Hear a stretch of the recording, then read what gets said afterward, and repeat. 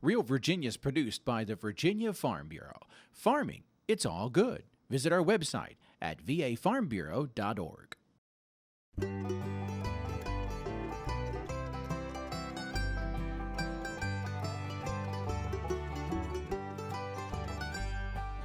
Home will always be Virginia, between the Blue Ridge and Chesapeake Bay, Atlantic to Appalachia, home in my heart always. Hello everyone and welcome to Real Virginia, a show about Virginia agriculture and the people who produce all of the wonderful products we enjoy. Horse shows are a major attraction at the State Fair of Virginia, and this year they're back better than ever. Chickpeas are a new crop to the Old Dominion, and we have a unique recipe for you to enjoy them. And deer hunting season is almost here. We explain why One Hunger charity is asking Virginians to support the season. Welcome back everyone. We're here at Green Bay Morgan Horse Farm in Hanover County.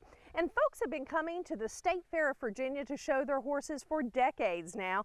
And as Norm Hyde reports, that's a trend that's not likely to change. Every year, hundreds of horse owners and riders compete in more than a dozen horse shows and other events at the State Fair of Virginia. We have 10 straight days of horse shows.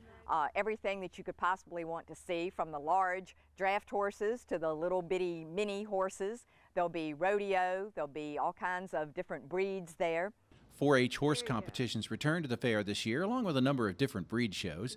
And if you are interested in learning more about the different horse breeds, a special exhibit is planned in the Harvest Landing area of the fairgrounds. You'll be able to see horses actually on both sides of the state fairgrounds. We're doing a new paddock with different breeds of horses coming in every day, courtesy of the Virginia Horse Industry Board, and that will be over here by the historic barns.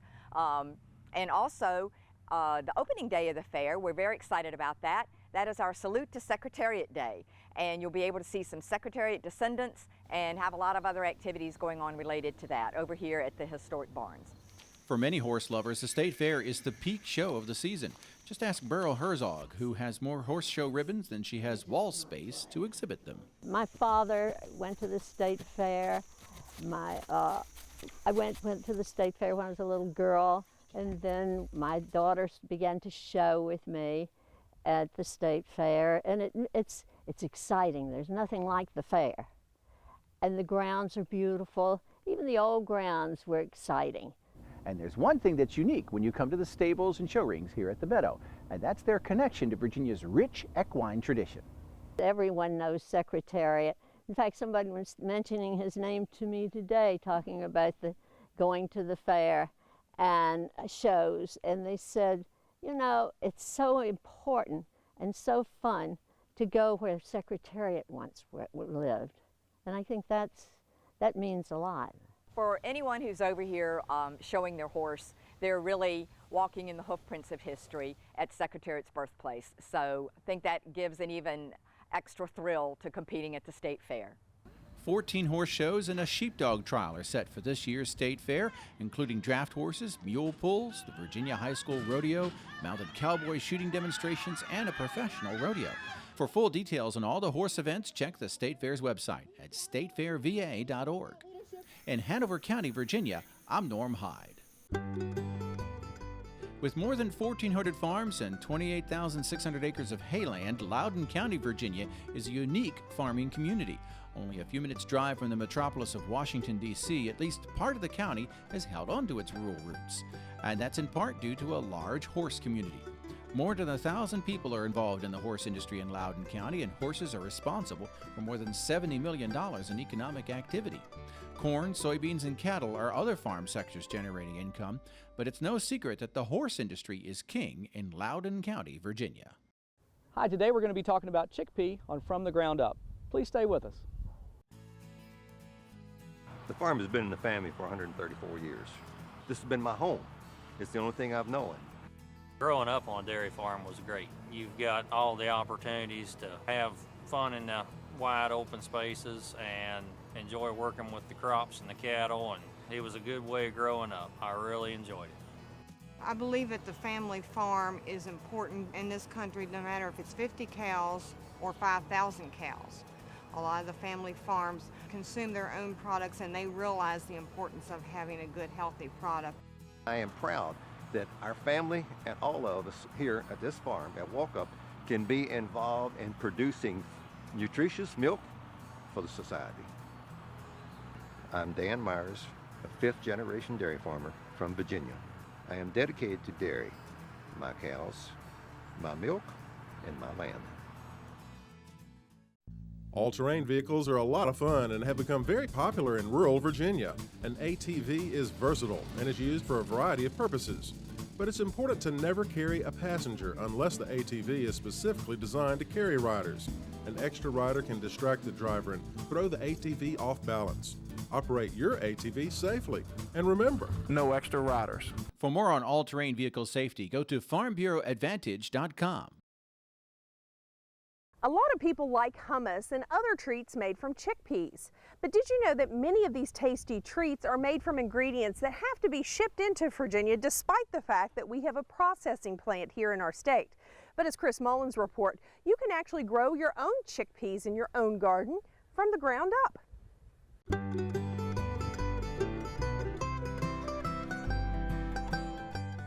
Well, hi, today we're in Halifax County, Virginia, and we're going to talk about chickpea. I've got with me Mr. Cliff Somerville from the Small Farm Program at Virginia State University and Mr. James Brown, the farmer that's working on the project that we're doing here. Cliff, tell me a little bit about the program that you work with and what you're doing here on Mr. Brown's farm. Chris, I'm with the Small Farm Outreach Program, and actually here on the farm we are doing some testing on a number of crops, and chickpeas is one of the crops. This is tobacco country, for instance, and since the tobacco buyout, farmers are looking for other crops to grow, and we decided that we would try chickpeas so that farmers with the equipment won't have to go out and buy new equipment for this particular crop. They're used to growing soybeans and other crops. We can use that equipment. Very good. Well, chickpea, that's pretty interesting. Mr. Brown, had you ever heard of chickpea before this project? Well, this is my first time checking chickpeas out. Okay. And the first time I ever grew it too. But I think it will grow here in Halifax County. And we had a rough year so far, and we had a lot of rain on it, which chickpea don't need no whole lot of rain. In a wet year, it's hard to do some of that work that needs to be done. Well, you know, chickpea could be a great crop for the home gardener. Why don't we go look at some of the plants right now? We got used to it about 3 days. Well, here we are. This is the chickpea plant. You can see it's a couple feet tall. Real nice looking plant with some pods on it. You know, Mr. Brown, this has been a wet year, and it's been hard to get in here and cultivate and get rid of the weeds. Would a home gardener have, what would they do, you think, to get rid of the weeds? What's the best thing for them to do? I think they'll get a couple of people out here with the hoe and work it. The main thing is don't get too close to the roots. Very good. They are shallow rooted. Cliff, I was looking at this row here, and it looks like these were seeded pretty close together. How close would a grower in the home garden put these in a row? Probably about 3 to 4 inches apart. You want that plant to actually provide shaded area to prevent grass from growing in there. That'll cut down on some of the labor on it. Gotcha. And now the chickpea does take a little bit of time to mature. How long do you think it would take from the time that you seed to the time that you harvest? Right weather condition, you're looking at 100 to 120 days. Okay. That's a good long season in Virginia, isn't it? Now there are a few problems that they get, insects, caterpillars, loopers, beetles, and things like that. In fact, I think Mr. Brown was telling me that some of the corn earworm got into some of the pods here. A home gardener could spray with something they'd get from a home garden center to get rid of those. And a few diseases like blights, but there's not much a home gardener can do about those. Overall, you know, though, the chickpea would be a great addition to the home gardener. As people are more accustomed now to ethnic foods and things like hummus, which you make out of chickpea, you're finding more and more availability of this in the grocery store. So this is the chance for you as a home gardener to grow some of your own. Well, for more information about chickpea, please contact your local county extension office. For From the Ground Up, I'm Chris Mullins. We'll see you next time. Up next on Real Virginia, chickpeas are a key ingredient in a Moroccan-style stew. Kendra Bailey Morris has the recipe from the heart of the home.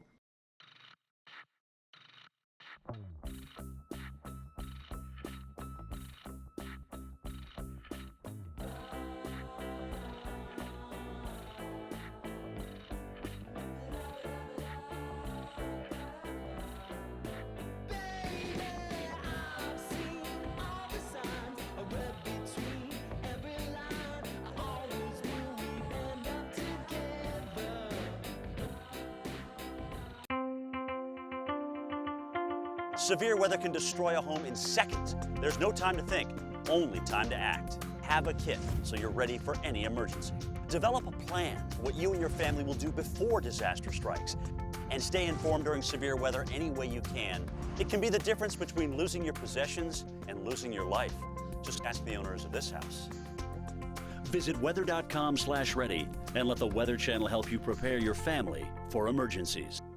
You're in the car talking on your cell phone. This scenario is all too familiar today, and it can be very dangerous, especially on rural roads. Farmers frequently take to the roads to get from one field to another. Don't assume that the driver of the slow-moving vehicle sees you getting ready to pass. That's why you should keep a safe speed and stay alert. Most farm machinery is designed to travel less than 25 miles an hour.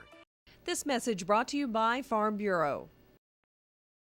The days are getting cooler and many cooks love to make stew during the fall. But as Kendra Bailey Morris shows us, there's a great Moroccan stew recipe that uses a new ingredient from Virginia in the heart of the home.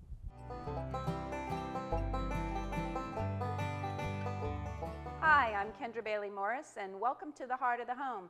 We are here in Sur La Table's gorgeous kitchen as always. And today we're going to be working with Virginia chickpeas.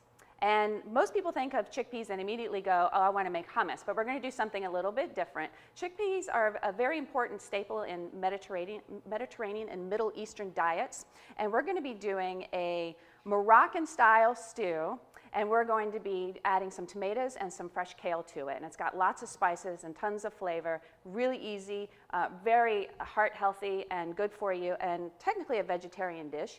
And we're going to go ahead and get that started now.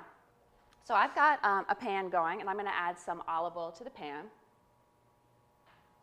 And olive oil, again, is another very important dietary concern and also something that is used very frequently in Middle Eastern cooking and Moroccan cooking versus vegetable oil. Now I'm going to add some minced onions. That's the sizzle I'm looking for.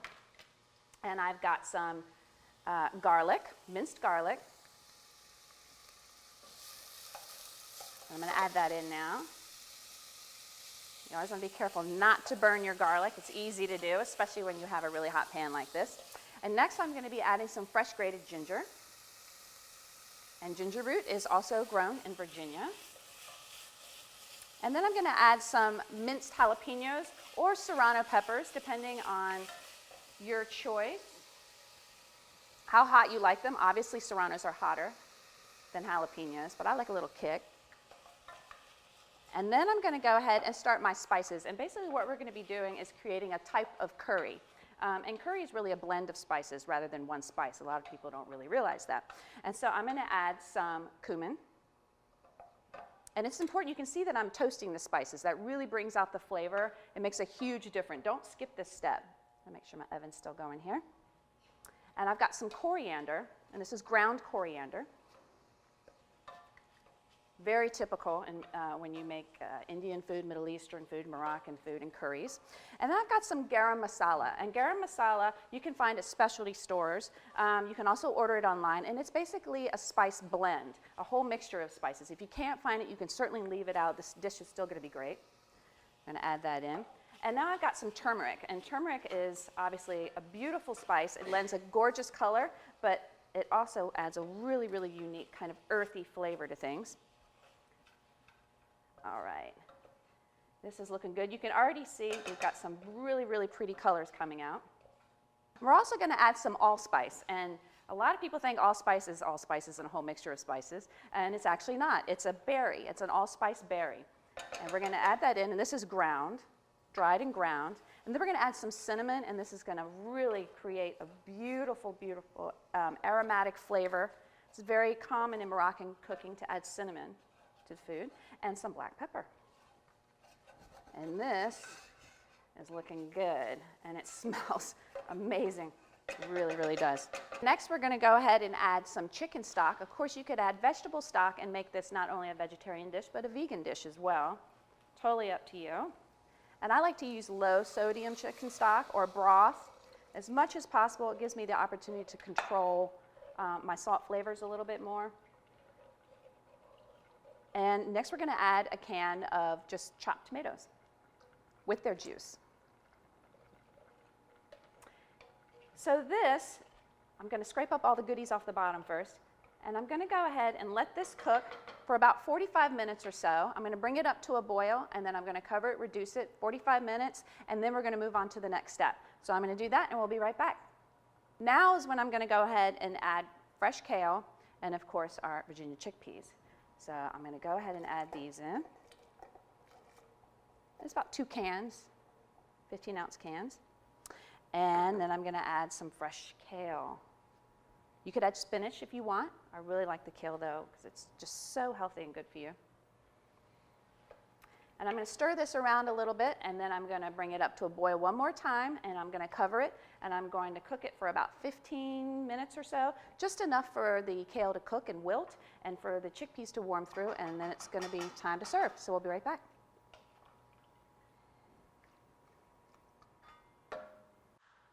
So now our stew is finished, and it smells amazing. You can see that we have the kale has wilted and everything is warmed through real nicely. And what I've done here is gone ahead and made some couscous. You could use rice if you wanted to use rice. Couscous is much more traditional. And I'm just going to put a little in this bowl here. And then I'm going to go ahead and top this with some of our stew. Such a healthy, colorful dish. People always say, eat the colors of the rainbow and you're going to be okay. This is definitely one of those dishes. There we go. And I'll wipe this off just a bit. And now I've got some yogurt, which is, again, something that's very typical in Middle Eastern cooking, to have a little dollop of yogurt and some fresh pita. Put a little on the corner here. Don't need too much. And then I've got some fresh cilantro for color and just a little bit more flavor. So there you have it, a Moroccan stew made with Virginia chickpeas and kale and tomatoes. I'm Kendra Bailey Morris. Let's get cooking. Recipes from the heart of the home can be found on the Virginia Farm Bureau website at vafarmbureau.org. Chickpeas are a brand new crop to Virginia, also known as garbanzo beans. They're typically grown in drier western states like Montana and Idaho. But with the growing popularity of Mediterranean and Middle Eastern diets, thanks to immigrants from that area, chickpea products are a hot menu item. Virginia farmers are interested in raising chickpeas because they'd have a ready market for them. A major hummus manufacturing plant is expanding in Chesterfield County, Virginia, and the owners want a local supply of the raw product. Only time will tell if chickpeas will succeed in Virginia, but many farmers are optimistic since it would add another valuable option to their crop rotations.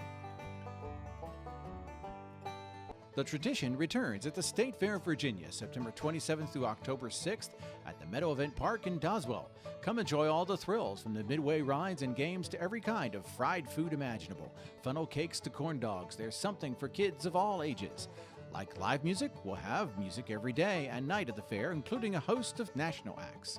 Horse shows and exhibits can be seen every day at the fair. Young McDonald's Farm returns and continues the tradition of the baby ducks, cows, sheep, llamas, and Goat Mountain. And don't forget the Dairy Birthing Center.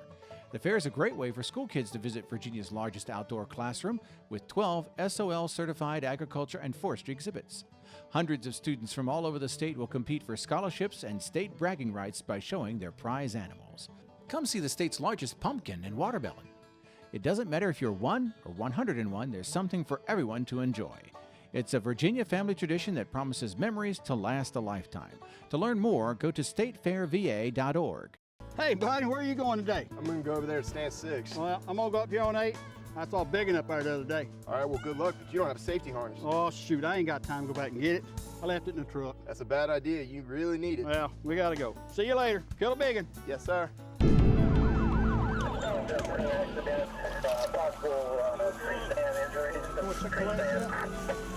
What's your name? Open your eyes for me.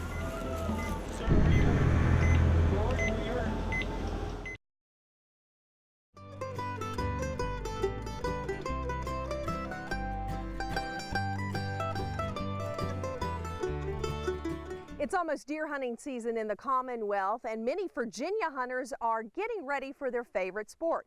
But as Patrick Dunn reports, it's also the time of year that one Virginia-based charity program is also gearing up for their busy season. Virginia hunters and farmers have something to brag about. Those participating in Hunters for the Hungry are part of a unique charity second to none in these United States. Founded by the late David Horn, a hunter and avid believer in the power of giving, Hunters for the Hungry processes and distributes donated venison to food banks, soup kitchens, and church food pantries statewide. In Virginia, we have a very liberal bag limit. In many parts of the state, you can take up to 6 deer. That is more deer than most families are going to need, and that's one of the reasons the program has been so successful and that hunters have been so generous in giving. And we have lots of people that need food, and David's idea was put these two things together and created the Hunters for the Hungry program, where we would utilize this abundant natural resource to provide for people who need food. So it's really a waste not, want not sort of proposition.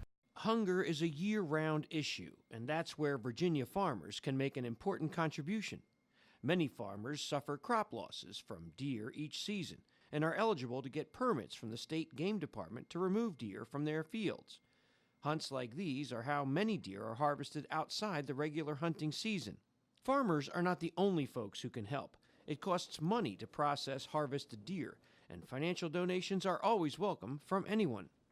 My job is to facilitate with volunteers that we either have already in existence or new volunteers that we may establish all across the state of Virginia to get together and come up with some new ideas. We coordinate those with our program director to try to establish whether it be a sporting clays event, a golf tournament, anything that we feel like we can use to promote our program in two ways. First of all, to promote awareness of what our program is, what our mission and goals are, and how folks can plug in and play a part.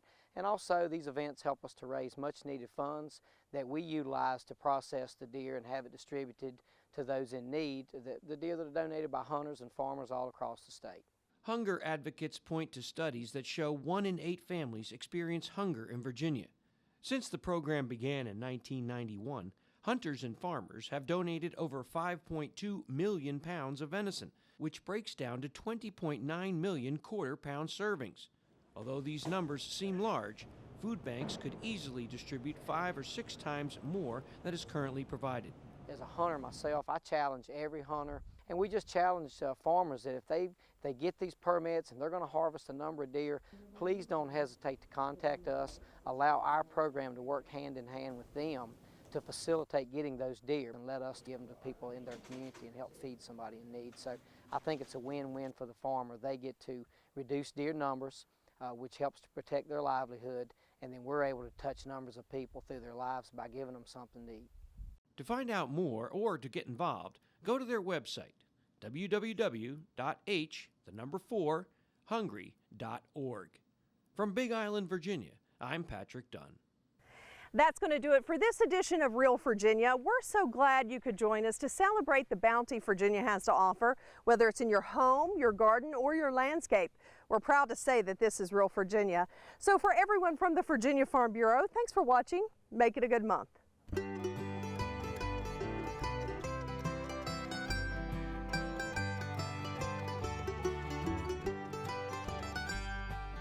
Home will always be Virginia, between the Blue Ridge and Chesapeake Bay.